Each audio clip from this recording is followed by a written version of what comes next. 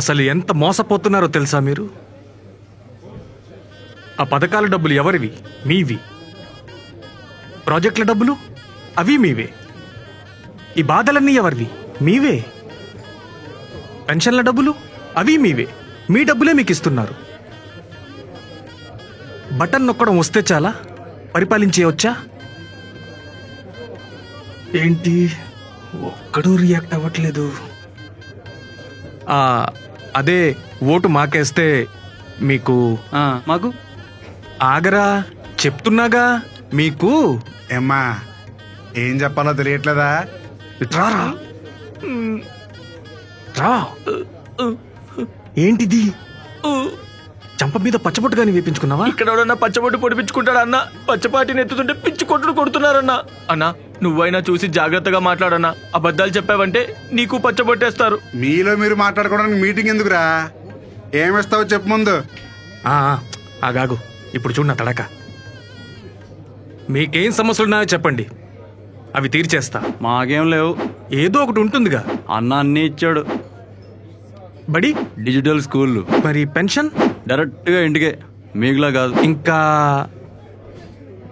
నువ్వు ఇస్తావనేవన్నీ మా అన్న ఆల్రెడీ ఇస్తున్నాడు. కానీ నేను ఇప్పుడు అడుగుతా, నువ్వు చెప్పు. అడుగు. భయమా? క్వశ్చన్ నెంబర్ 1, సంక్షేమ పథకాలు మంచివా కావా? కాదు. మరి మీరెందుకు ఇస్తామన్నారా? రెండోది, వాలంటీర్లు మంచోలా చెడ్డోలా? వాలంటీర్లు మంచోళ్లే, ఆ వ్యవస్థే చెడ్డది. అందుకేనా లెటర్లు రాసి మరి క్యాన్సిల్ చేయించి మందిని చంపేశారు?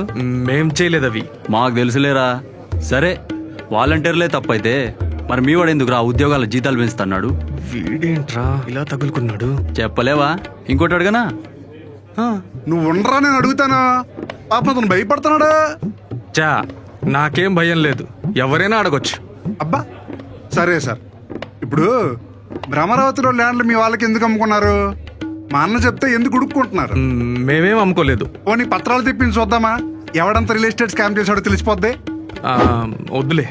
ఇందాకేదో అన్నావు బటన్ నొక్కడం గురించి.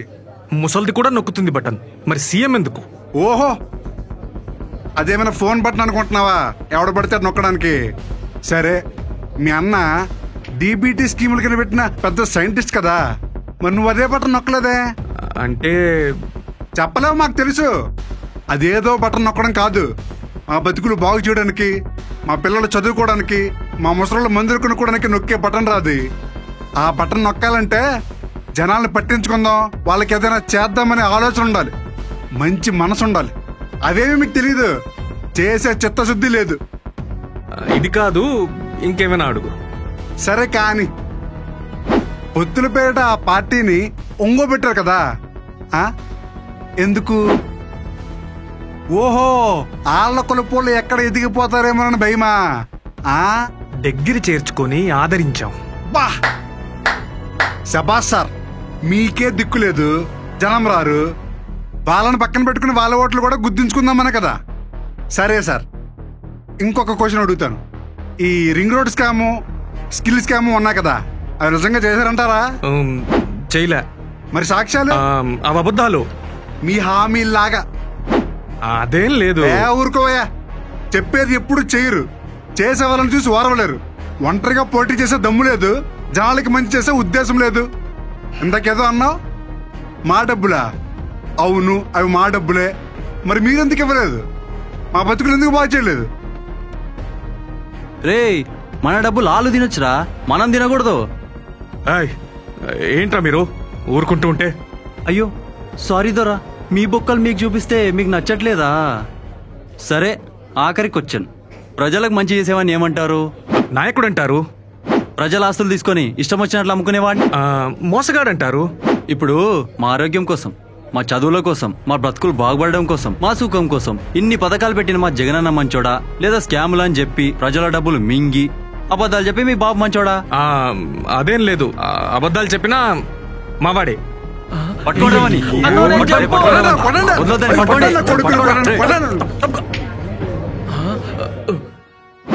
అన్నా చెప్పాను, ఈయన లేదు. దూల తీరిందా? ఆపు బాబు నాటకం, జగనే మా నమ్మకం.